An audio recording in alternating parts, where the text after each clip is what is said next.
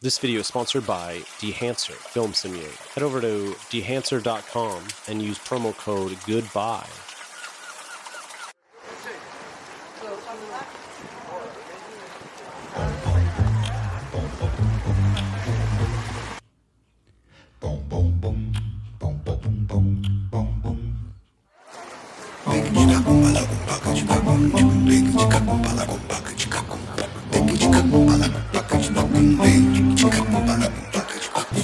Desço a ladeira, vou na praia, vou no parque, vou na cachoeira, vou na capoeira, vou de ginga e queixada sem tomar rasteira.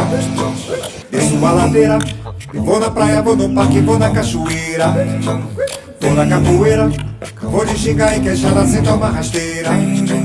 Vou na brincadeira, vou na roda, vou no samba, vou tomar a saideira. De qualquer maneira, um cavaco e viola, vou na brincadeira. Desço a ladeira, vou na praia, vou no parque, vou na cachoeira, vou na capoeira, vou de gingaeira.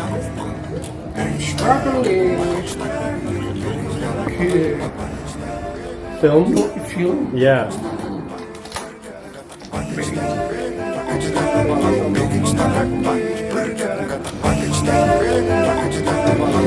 Perfectly like this. I wish I had taken more photos, honestly, but I could.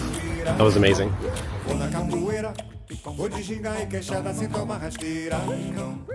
So, you might be into street photography.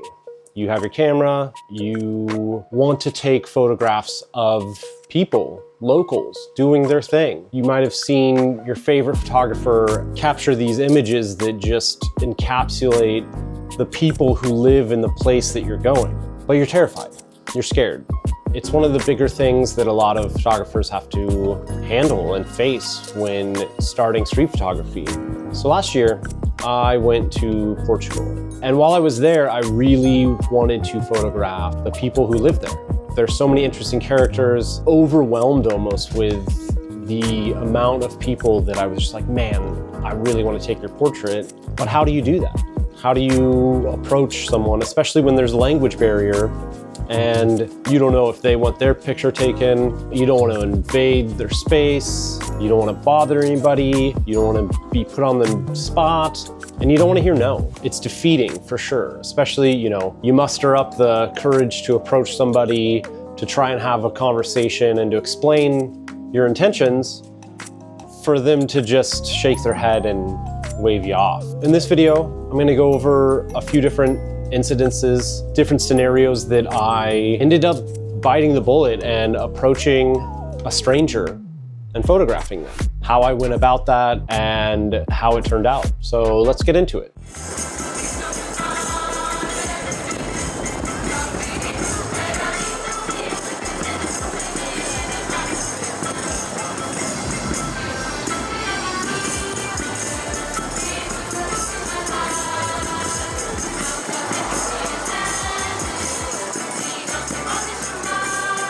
So the first experience, we had been in Lisbon for a couple days, seeing the sights, walking the streets, walking the steps. We went down by this waterfront area.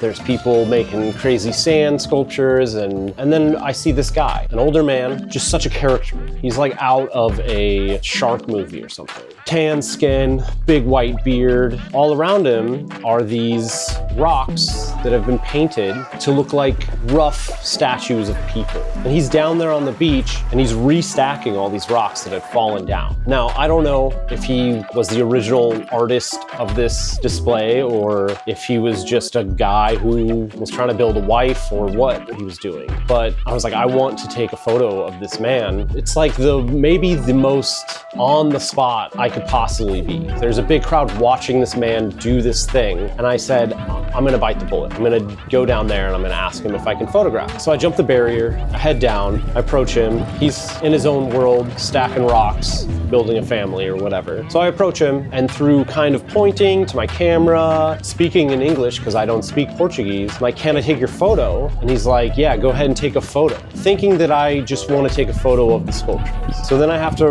reiterate, no, can I take your photo? And he's confused. The crowd is kind of laughing at this point. I hear people being like, what's going on, whatever. But I'm like, disregard.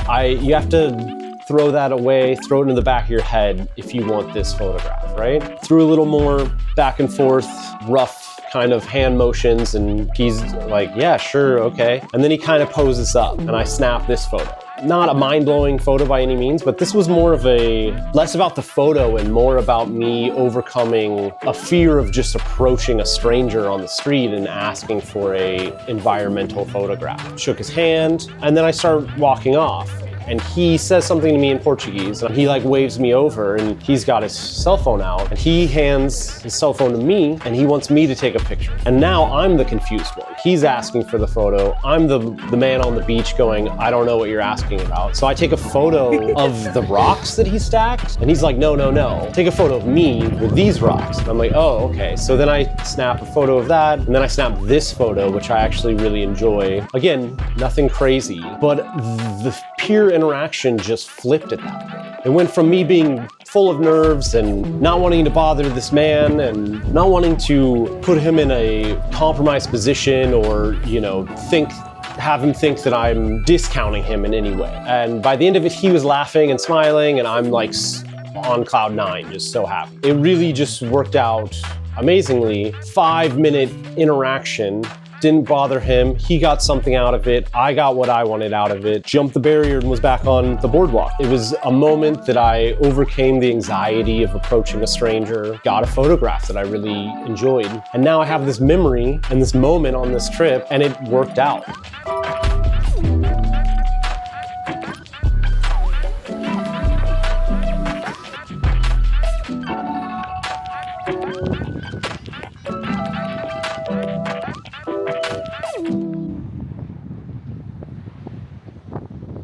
We got our first sponsor on this channel. Dehancer is a company that I've actually used from the beginning of this channel, and they reached out to me wanting to sponsor the channel, and I immediately agreed.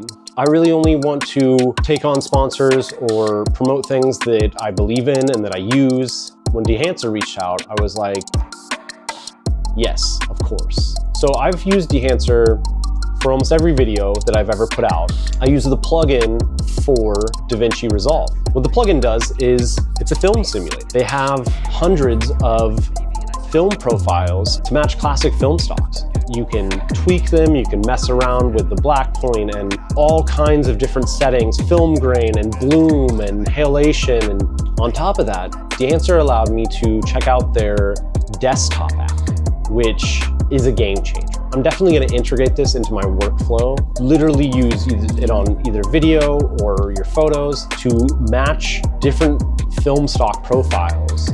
And it has so many settings that I can't even wrap my head around some of them. If you want to check it out, head over to dehancer.com.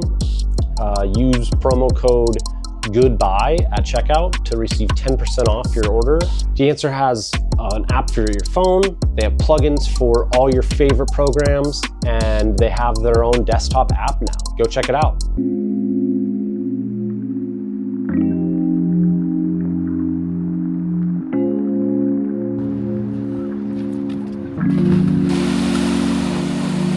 This next little experience, we were in a northern city of Porto in Portugal. It had rained, it was hot, it was all these things. We're getting over sicknesses, me and my wife. We go to this like food court and it's packed full of people, and we just wanted to get something to eat, and then we're gonna head home and just like relax. Go and we get some of the worst pizza I've ever had in my life, and we're sitting at this like big open air food court thing. I see a giant bird of prey just like flying around. I was like, maybe this is like a normal thing. Maybe these birds are just like out everywhere. And then I realized that there's a man who's directing this giant, I think it's a hawk. The guy is just kind of sitting off to the side, chilling with this giant hawk, just like resting on him. This is the guy to approach to get a photo, right? Like if I'm looking for portraits at this point, what's more unique? And this was the most nonchalant person I've ever met in my entire life. He's sitting there with this, massive bird, talons the size of my toenails, huge predator on his arm, and he's just like scrolling through his phone. Earbuds in, couldn't care. couldn't care that there's a million people around. And I approach him and I ask him first, do you speak English? And he's like, yes. Then I'm like, do you mind if I take a photo? And he's like, yeah, go ahead. Hardly looking up from his phone, just like in his own world again, doing his own thing. Then I start asking him questions because I'm hyper curious about what's going on here. And I snap a couple photos that I actually really enjoyed. Then I ask him a couple questions and I'm like, what are you doing? Blah, blah, blah. And he goes, oh, I work for a bird conservatory. We're training him. We do shows to be okay in crowds and around people for these shows. So I take him out to these crowds in a very uncontrolled environment, essentially, and he flies them around and he has a little clicker and he does all these things to train this bird. Super fascinating. Still, the guy is like half talking to me, half scrolling. The bird is just like being a freaking killer and so cool. Guy didn't care at all, was like all up for any of the photos as long as, I'm not really pushing him or doing anything with it, which was fine with me. So I took these photos. I love this photo. I think it would have been great if for not the fact that it has the damage from this on this photo is actually from X-ray machines. Once before I even loaded this roll of film, I believe this was Cinestill 400D, which already gives like halation. It doesn't have a rimjet layer, so that could have added to it. Also, after the fact, it got scanned one more time. I had asked the TSA or airport security, please do not scan my film. Please hand check this. The lady looked at it, goes, it's fine, and throws it into the scanner. It happens when you're shooting film and you're traveling with film. It ruined what this image could have been, but I don't think it ruined the image totally. It adds this weird flair, obviously, but I still enjoy this image.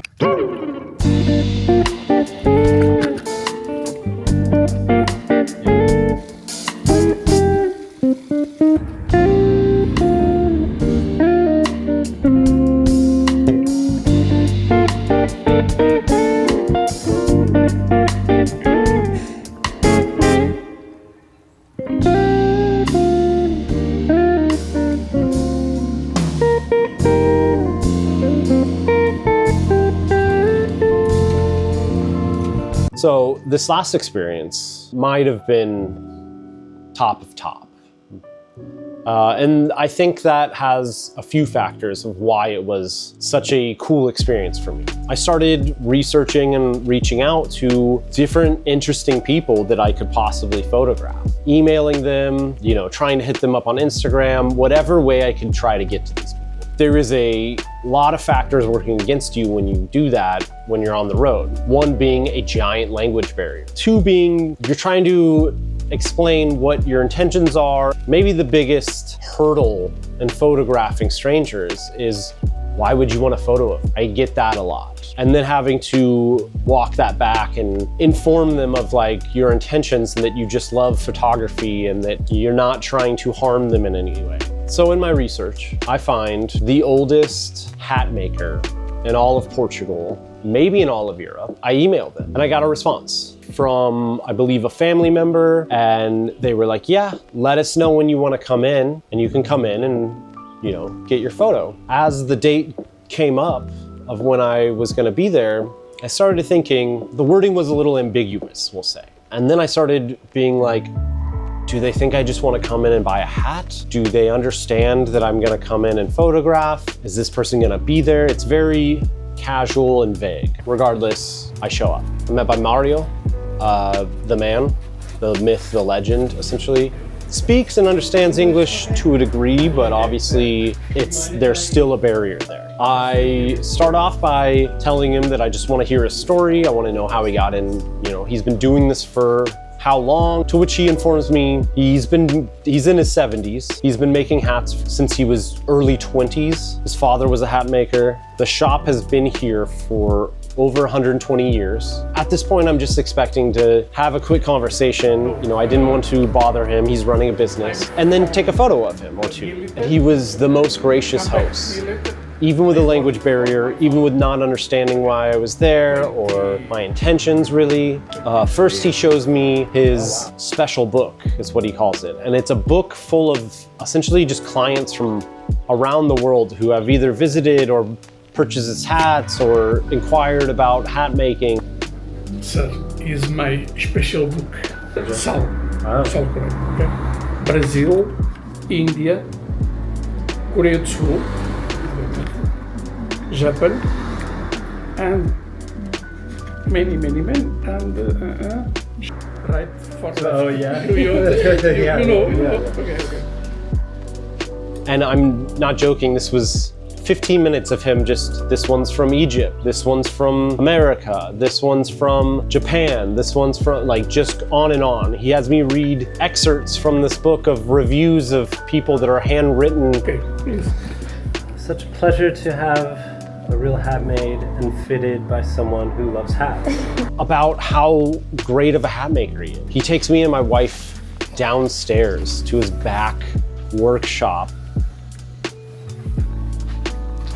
This is my little fabric. Okay. That is my invention. It's different. Okay.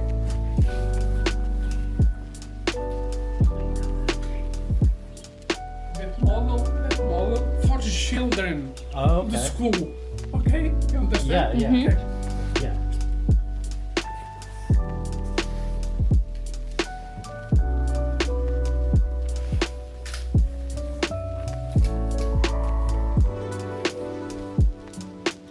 The ladies, I don't know the name. So, Fabric. Okay, you understand? Yeah.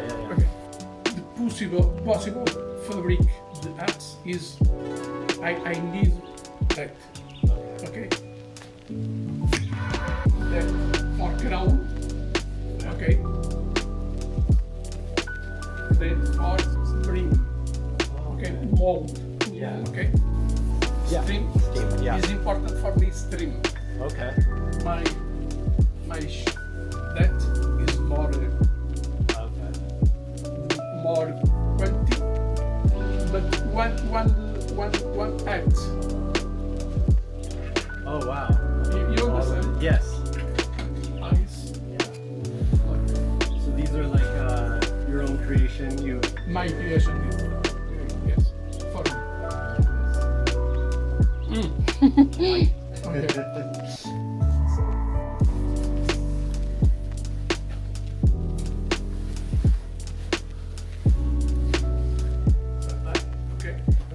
Different.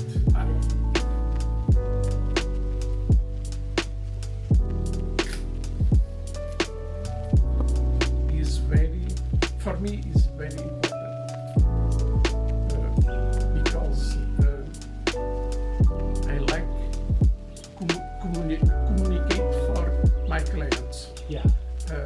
Is very, for me, is very important because my age is around 70. Okay. Okay.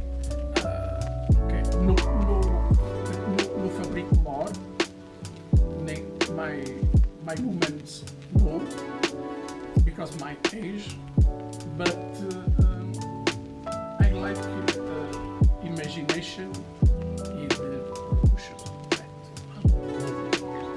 He walks me through everything from the fabrics he uses and molds and the steam that it takes to make a hat and all of his like personal little project designs that he uses. And back and forth was very cool experience. And I'm not someone who's out here wearing fedoras all the time, and you know, I don't have a nerd hobby of like looking up hats or anything. But what I do relate to and what I do have a respect for is the fact that he is a craftsman, that he's dedicated his life to this thing that he loves, that he's super passionate about, and he was very happy to have someone listen to him talk about his passion and how much it means to him. I love these photos. I took digital, and then I took these on 35mm film. Finish. I have the classic Film. film. Yeah. Very good. Yeah. In my time is Only. Yeah. only. I love it. It's good. Yeah. We We both First black white first, and not color. the color. Yeah. So this is black and white here, Black white. Yeah. Okay. If that is color. and this is digital. So it's like Digital. Okay. yeah, Okay. Okay. So both. For okay. Moments. Yeah. Oh, it looks. That's the one for you.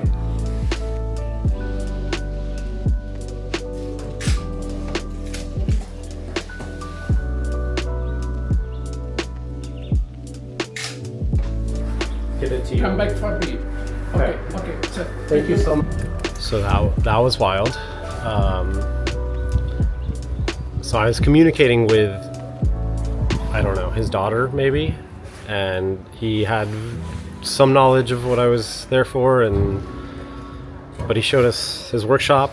We'll see what the footage looks like and everything else. And I wish I had taken more photos, honestly, but I could. That was amazing.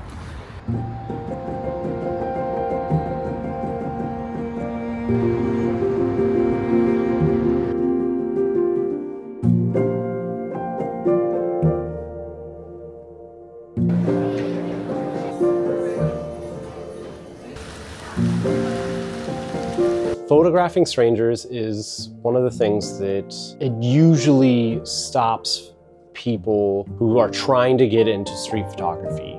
Candid or posed or environmental portraits of whatever, but photographing another person is nerve-wracking. From what I've found, the best way to do it is to go in with an honest, open mind, be prepared to hear no, but also be prepared to hear yes, and be prepared to get the shot that you want. And you know, if you can give some details and explain that you just love art, if you have some examples to show people, this is where like a portfolio or even your Instagram is like perfect. People like art. People are doing their own forms of art all over the place. Whether it's, you know, they understand what you're doing or photography, doesn't necessarily matter all the time. What matters more is that you're coming to them as an artist and going, hey, I like doing this thing and I would like to involve you in doing this thing, hoping that they say yes. Most of the time, people are pretty open to it. It's hit and miss. Sometimes people say no. Sometimes people either aren't in the right mood or they just don't want to be in a photograph. They don't like the way they look, you know, a compliment. There's ways to try and ease them out of that. But at the end of the day, if they don't want to do it, they don't want to do it. So don't be too pushy. Don't be, you know, don't get mad when someone says no. Make a joke. If you can make somebody laugh, they're way more amped to give you that space and that time to do what you want to do. Thank you for watching.